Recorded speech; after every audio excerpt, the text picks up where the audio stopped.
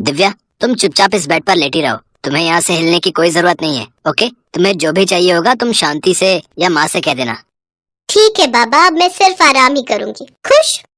शांति घर का सारा काम खत्म करके जा रही होती है कि तभी उसकी मालकिन रमोला उसे आवाज लगाते हुए कहती है, अरे ओ कामचोर शांति, कहाँ जा रही हो? मालकिन, मेरा सारा काम खत्म हो गया, अब मैं घर जाऊं?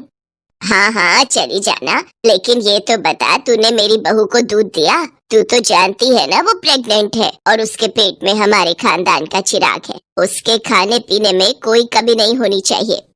मालकिन, मैंने तो उनको दूध गर्म करके दिया था, लेकिन उन्होंने नहीं पिया।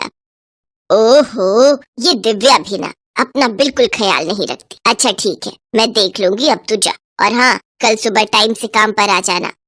जी मालकिन, आप फिक्र मत कीजिए, मैं सुबह ठीक समय पर आ जाऊंगी। मीनाक्षी, देखो तो माँ भी काम से आ गई। जरा हम दोनों के लिए एक एक कप चाय बना दो, दिन भर की हमारी सारी थकान दूर हो जाएगी।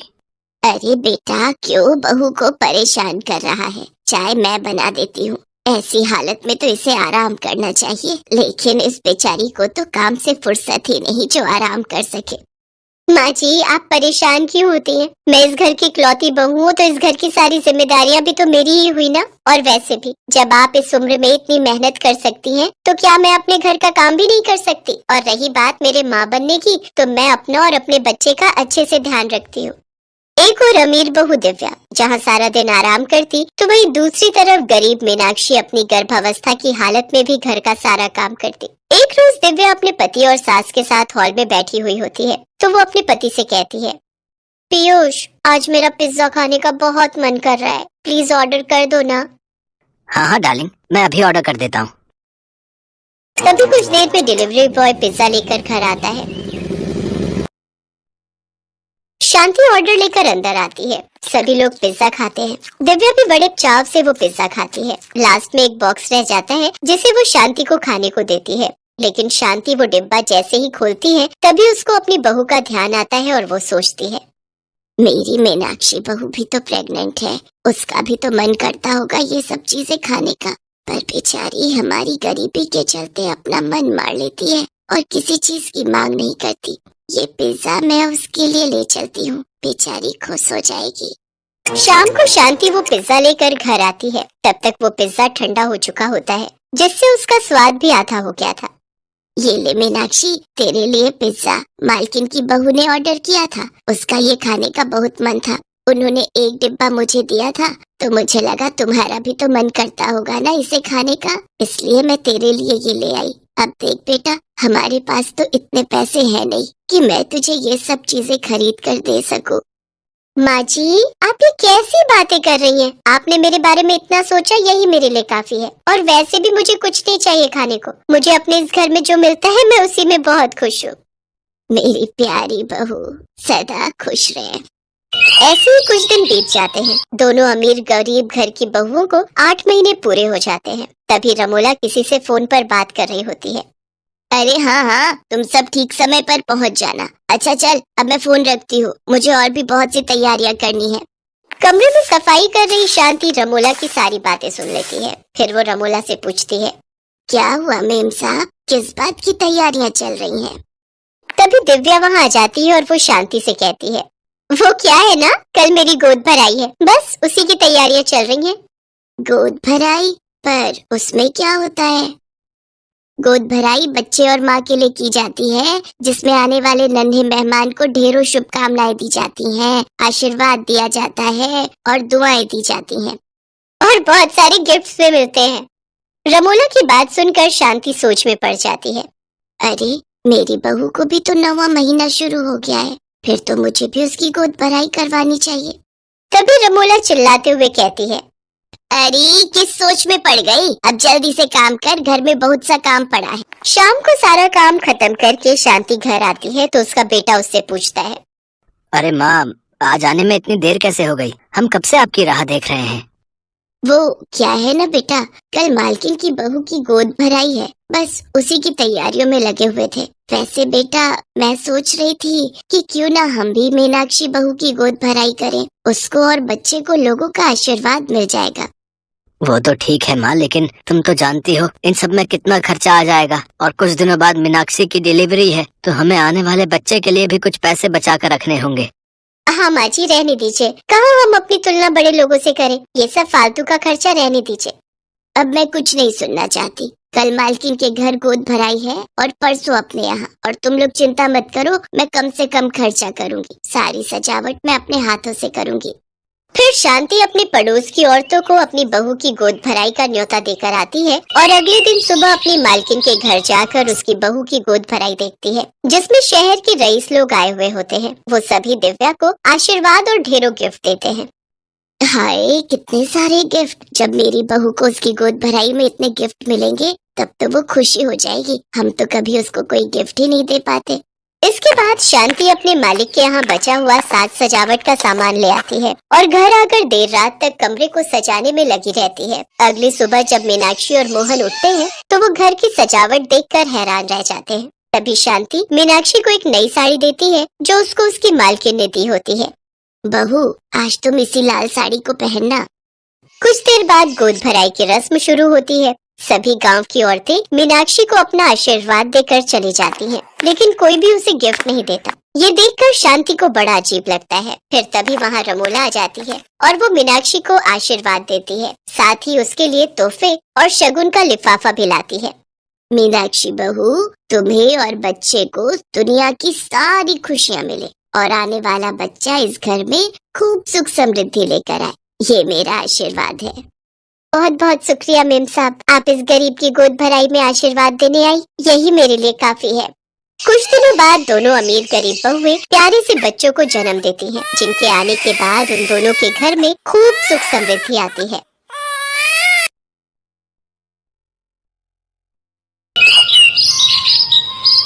शादी का मंडप सजा हुआ था। राधा के पिता रामदीन की आंखों में आंसू थे।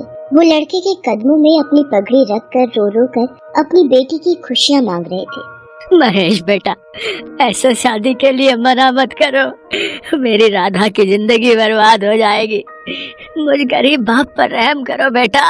अरे मैं तुम्हारी सांवली लड़की से शादी नहीं कर सकता। माँ पापा, आपने पहले क्यों नहीं देखा? इस लड़की का रंग सांवला है। महेश बेटा, इन लोगों ने हमें फोटो गलत भेज दिया। उस फोटो में तो इसका रंग गोरा दिखाई दे रहा था। अरे फोटो में इतना कहाँ पता चलता है भाई। अब जो भी है महेश, अगर इस लड़की से शादी नहीं करना चाहता तो हम अपने बेटे को जोर नहीं देंगे। चलो महेश बेटा, चलो। महेश शादी तोड़कर बारात वापस ले जाता है। आज राधा की शादी दहेज नहीं बल्कि उसके सांवले रंग के कारण टूटी थी। राधा के पिता ने राधा की शादी के लिए अपने गांव की जमीन को बेच दिया ताकि राधा की शादी में कोई कमी न आए। रामदीन राधा की खुशियाँ चाहता था। राधा के लिए रामदीन उसका पिता और माँ दोनों थे। राधा जब 5 साल की थी उसकी माँ का देहांत हो गया था। तभी से रामदीन ने अकेले ही राधा को पाल पोस कर बड़ा किया। राधा बिटिया कहाँ गई? कहीं मेरी बच्ची ने कोई गलत कदम तो नहीं उठा लिया? नहीं नहीं, राधा बिटिया, राधा बिटिया। बाबा, क्या हुआ? आपको लगा मैं कहीं कुछ कर न लूं? नहीं बाबा, आपकी बेटी आप ही की तरह मजबूत है। मैं इतनी कमजोर नहीं जो शादी टूटने से अपने आप को कोई चोट पहुंचा दूंगी। बाबा, अब हम यहाँ नहीं रहेंगे, हम वापस गांव चले जाएंगे। तेरी माँ के जाने के बाद गांव का घर उसकी याद दिलाता था। तुझे लेकर मैं इसलिए शहर आ गया बेटिया। तू ठीक कह रही है, इस शहर में अब हमारा कुछ नहीं है। चल बेटिया, अपने गांव चलते हैं। राधा अपने बूढ़े पिता की खातिर अपने बहते आंसू रोक लेती है और दोनों गांव वापस आ जाते हैं। गांव में रामदीन फिर से नाव चलाने का काम शुरू कर देता है। ऐसे ही एक दिन। क्या हुआ बाबा, तुम्हारी तबीयत ठीक नहीं लग रही? तुम बैठो, मैं तुम्हारे लिए गरम गरम चाय बना कर लाती हूँ। राधा बिटिया, पहले ही बहुत देर हो गई है, काम पर जाना भी तो जरूरी है। मैं चाय शाम को पी लूंगा, अभी मैं जाता हूँ। आज की थोड़ी कमाई हो जाएगी। बाबा, आज आप नहीं, मैं नदी पर जाऊंगी नाव चलाने, और आप जानते हो मुझे नाव चलानी अच्छे से आती है। आज आप आराम करो और अब मुझे रोकना मत। आपको पता है मैं आपकी कोई बात नहीं सुनूंगी। राधा रामदीन को आराम करने का बोलकर नदी पर नाव चलाने चली जाती है, पर राधा जब सवारी को छोड़कर नाव लेकर वापस आ रही थी तभी कोई बचाओ, मेरा दोस्त नदी में डूब रहा है, बचाओ बचाओ। अरे, ये तो कोई आदमी नदी में डूब रहा है, मुझे इसे बचाना होगा।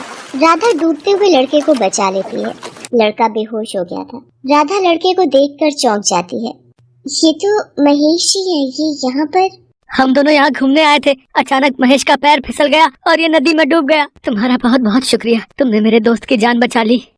ये बेहोश हो गए हैं, मेरा घर पास में ही है, आप मेरे साथ मेरे घर तक चलिए। राधा बिटिया, तू जानती है ये वही महेश है जो तुझे बीच मंडप में छोड़कर चला गया था और तू उसे घर ले आई। अभी होश में आए तो इसे यहाँ से जाने के लिए बोल देना। मैं नहीं चाहता कि इसे देखकर तू और दुखी हो और तेरे जख्म ताजा हो जाएं। महेश को होश आ जाता है, वो भी राधा और उसके पिता को देखकर चौंक जाता है। महेश मेरे दोस्त, तुझे होश आ गया, आज इन्होंने ही तेरी जान बचाई। तुम्हारा बहुत बहुत शुक्रिया राधा, तुमने मेरी जान बचाई। अब मुझे चलना चाहिए, मैं हमेशा तुम्हारा आभारी रहूंगा। महेश 2 कदम ही आगे बढ़ता है कि अचानक वो लड़खड़ा कर गिरने लगता है।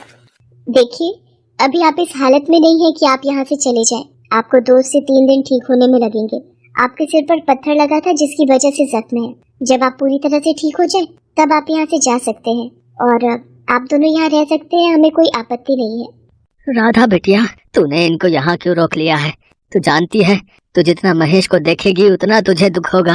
बाबा, आप ही तो कहते हो मजबूरी में सबकी सहायता करना हमारा फर्ज होता है। अभी महेश के जख्म ताजा है, वो ठीक हो जाएगा तो मैं उसे जाने से नहीं रोकूंगी। राधा का स्वभाव और सेवा भाव देखकर महेश बहुत शर्मिंदा होता है। उसने राधा के साथ इतना बुरा किया, उसके सांवले रंग के कारण उसे शादी के मंडप पे छोड़ दिया और आज वही राधा उसकी इतनी सहायता कर रही थी। महेश को वहाँ रहते 2 दिन बीत चुके थे। महेश, राधा तो सचमुच बहुत अच्छी लड़की है, तूने उसके साथ बहुत गलत किया यार। मेरे दोस्त, अभी भी वक्त है, तू माफी मांग ले और शादी के लिए मना ले। मेरे दोस्त, मेरी तो हिम्मत भी नहीं हो रही है, मैंने इन लोगों के साथ बहुत बुरा किया यार, अब किस मुंह से माफी मांगू मैं। महेश अभी अपने दोस्त से बात कर ही रहा था कि तभी रामदीन की तबीयत बिगड़ जाती है। क्या हुआ बाबा, तुम कुछ बोल क्यों नहीं रहे? मैं तुम्हें अभी अस्पताल ले चलती हूँ। राधा, तुम घबराओ नहीं, मैं तुम्हारे साथ चलता हूँ। देखिए, आपके पिताजी के दिल का ऑपरेशन होगा और वो शहर के बड़े अस्पताल में ही हो सकता है। आप अपने पिताजी को शहर ले जाइए। बाबा, तुम्हें कुछ नहीं होगा, मैं तुम्हें शहर ले जाऊंगी, वहाँ अच्छे अस्पताल में तुम्हारा इलाज करवाऊंगी, तुम चिंता मत करो बाबा। रौनक, तू एक एम्बुलेंस बुक कर, हम आज ही राधा और उसके पिताजी को लेकर शहर जाएंगे। महेश राधा और उसके पिताजी को लेकर शहर के बड़े अस्पताल में पहुँचता है। राधा के पिता को एडमिट कर लिया जाता है और समय पर इलाज मिलने के कारण उनकी तबीयत में सुधार आ जाता है। अब घबराने की कोई बात नहीं है, आपके पिताजी का समय पर ऑपरेशन हो गया, इसलिए उनकी जान को कोई खतरा नहीं है। बस कुछ दिन और हम उन्हें यहाँ अस्पताल में रखेंगे, फिर छुट्टी दे दी जाएगी। राधा, अब घबराने की कोई जरूरत नहीं है, तुम्हारे पिताजी ठीक है, अपने आंसू पोंछ लो। रामदीन को होश आ जाता है और कुछ दिनों बाद उसे छुट्टी मिल जाती है। महेश बेटा, तुमने मेरे लिए जो किया वो अपनों से बढ़कर है, तुम्हारा बहुत बहुत शुक्रिया बेटा। बाबा, आप ठीक हो गए, मेरे लिए इससे बड़ा प्रायश्चित कुछ और नहीं होगा। मेरा एक प्रायश्चित और मुझे एक प्रायश्चित और करना है। जो भूल मैंने उस दिन की थी, उस भूल का पछतावा मुझे आज हुआ है, मैं उसको सुधारना चाहता हूँ। मैं आपसे राधा का हाथ मांगता हूँ और मैं जानता हूँ मुझे राधा से अच्छी लड़की कोई मिल ही नहीं सकती। राधा लाखों में एक है। राधा, मुझसे शादी करोगी ना? हे प्रभु, तूने मेरी बच्ची की जिंदगी में खुशियाँ भर दी, तेरा लाख लाख शुक्र है प्रभु। वक्रतुंड महाकाय सूर्यकोटि समप्रभा। और राधा का जीवन खुशियों भरा हो जाता है।